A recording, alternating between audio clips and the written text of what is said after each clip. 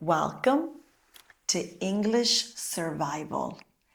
English that helps you get by in difficult situations. Today's theme is a tourist at the doctor's. This story is designed to help you improve your listening comprehension skills and build your English vocabulary with useful phrases for everyday emergencies. I will speak slowly and clearly. Before we begin today's story, I want to share something with you. Many people ask me how I continue improving my language skills and how I keep speaking naturally every day, even when I'm busy. One thing that really helps me is practicing regularly with real conversations. That's why I personally use italki. On italki, you can find language teachers from all over the world and book one-to-one lessons online whenever it's convenient for you. Some teachers are native speakers. Others are professional tutors or conversation teachers. So you can choose the style that works best for you. What I really like is that the lessons feel relaxed and natural.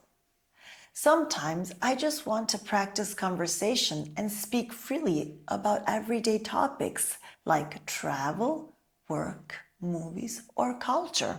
It helps me stay confident and maintain my language level.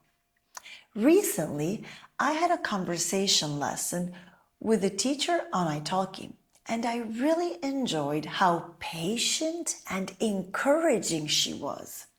She corrected my mistakes naturally during the conversation, which made me feel much more comfortable speaking the language without worrying too much about being perfect. I think that kind of practice is extremely useful, especially if you want to understand real English and speak more fluently. For example, during one lesson, we practiced situations exactly like today's story.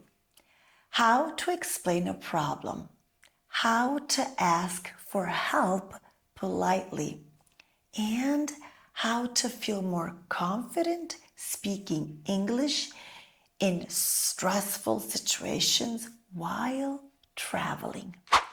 What are some polite ways of asking help?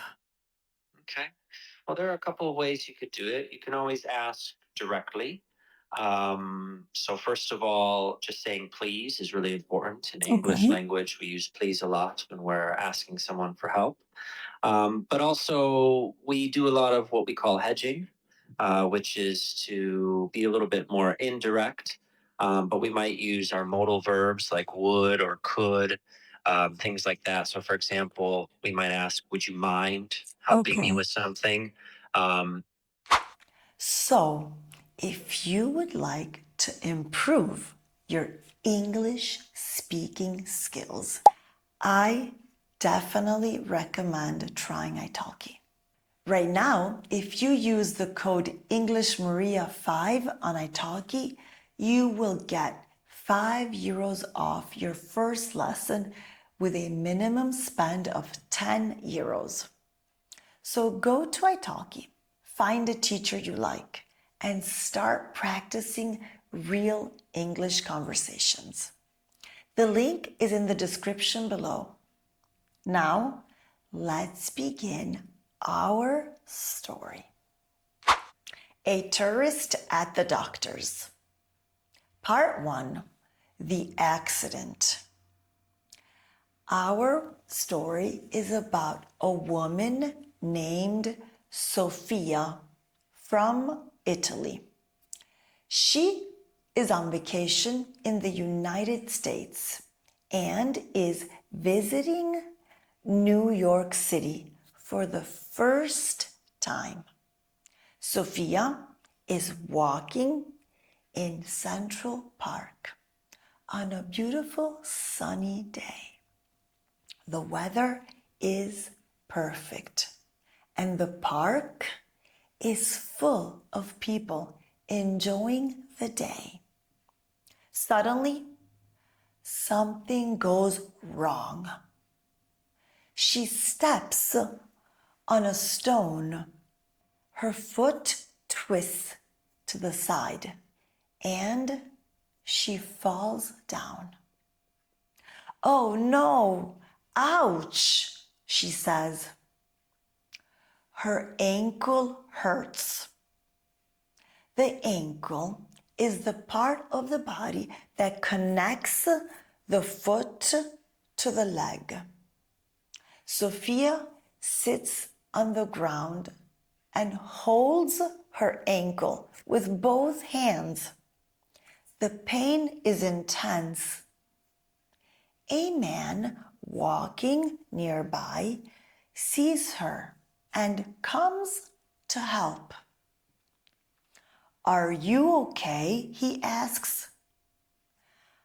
"I think I hurt my ankle. It hurts a lot," Sophia says. "You need to see a doctor," the man says. "There is a clinic not far from here." A clinic is a place where you can see a doctor. He helps her stand up and calls a taxi. A few minutes later, the taxi arrives. Sophia gets into the taxi and says to the driver, "Can you take me to a clinic, please? I hurt my foot." "Of course," the driver says.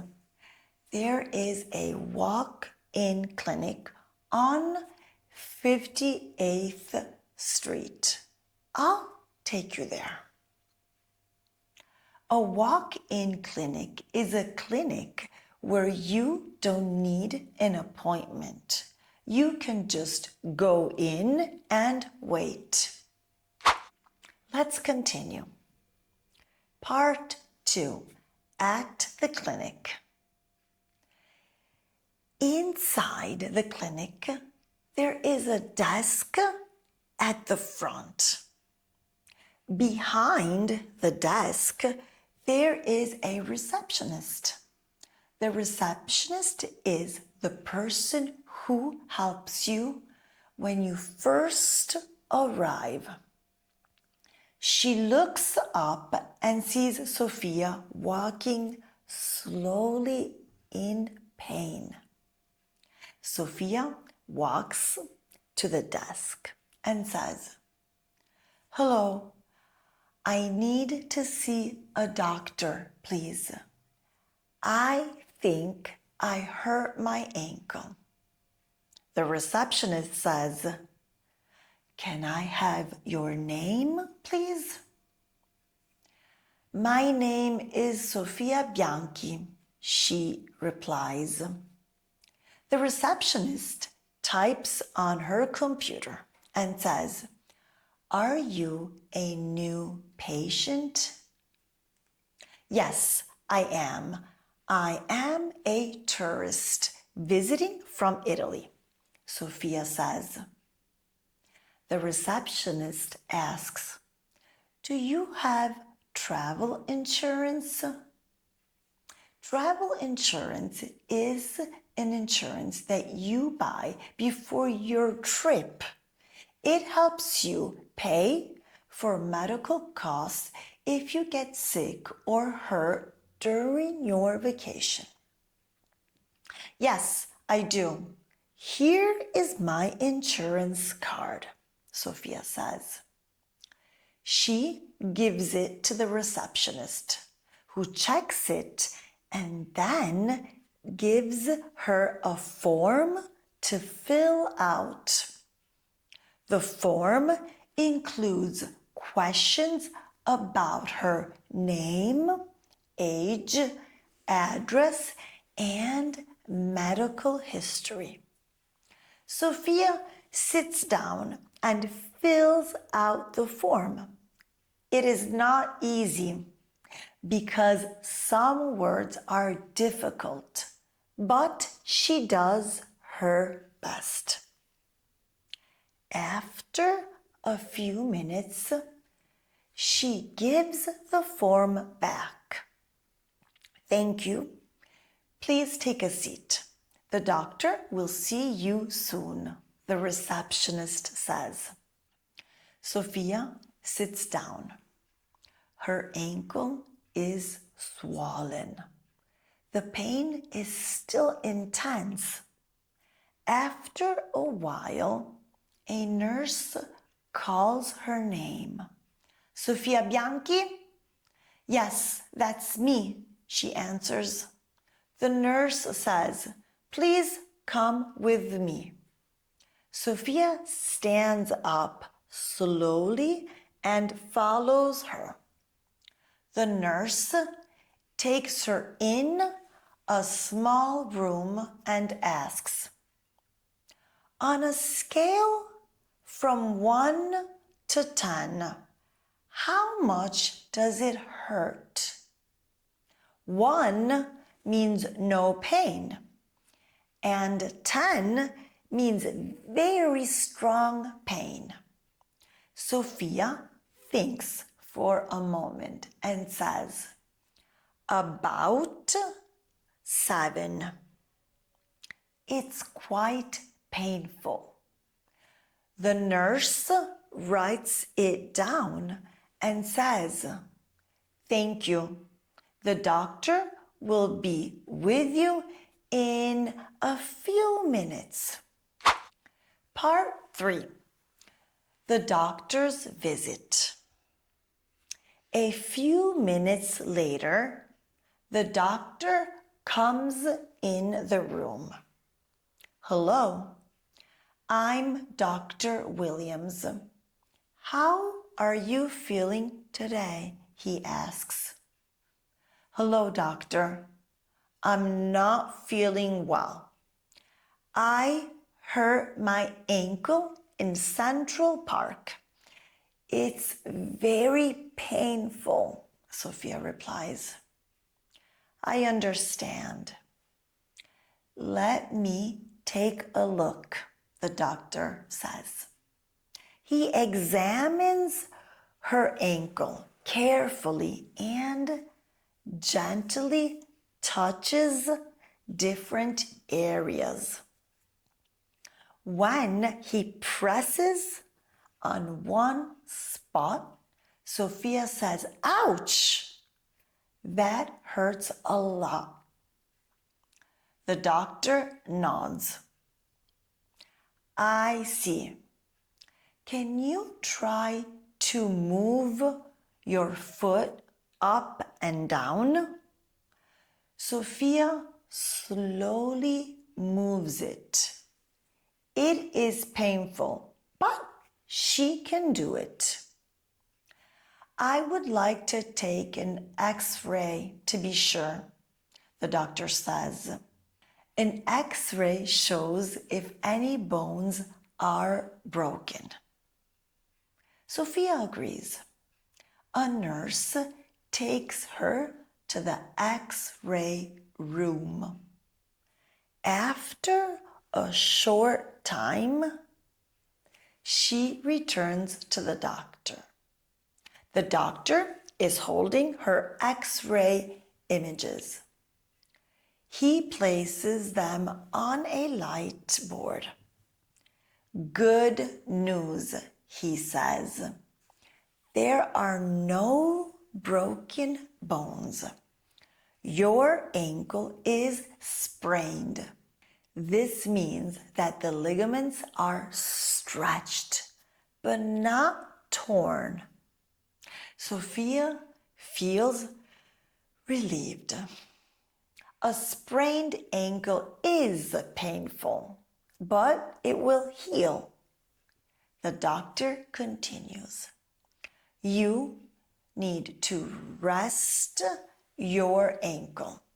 Try not to walk too much. Keep your foot elevated and put ice on it several times a day.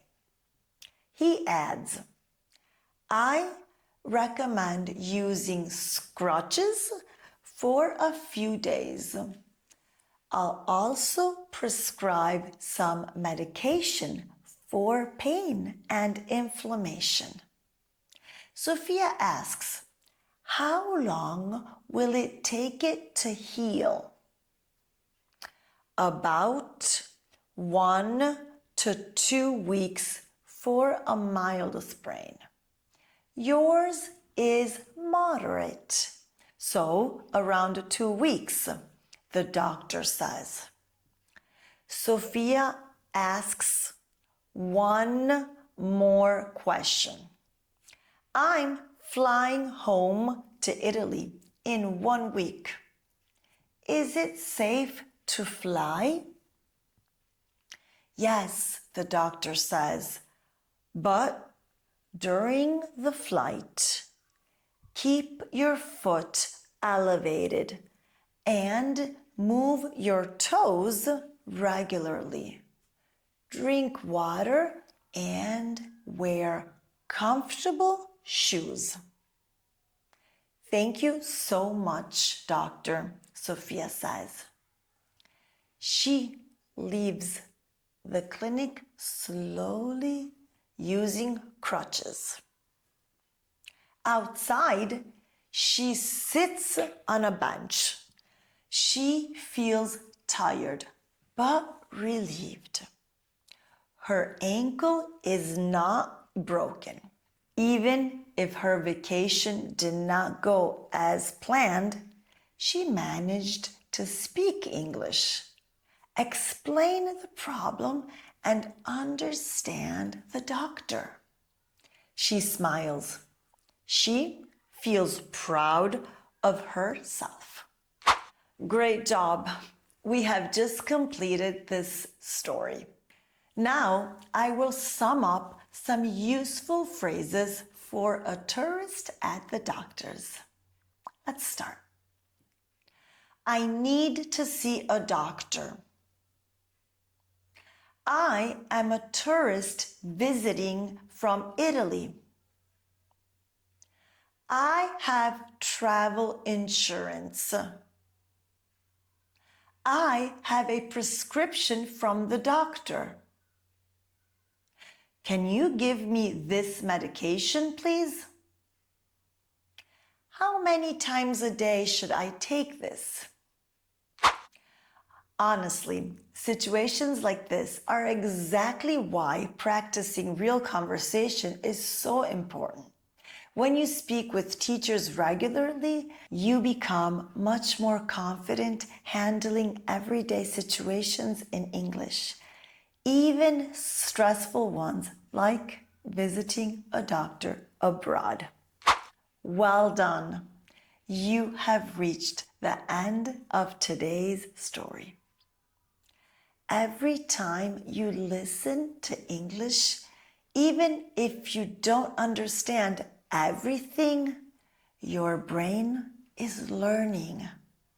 Keep practicing and keep listening. If you've enjoyed this lesson, please subscribe to the channel. There are many more English survival stories coming soon. Thank you for watching and take care. Keep learning and see you next time. Bye for now.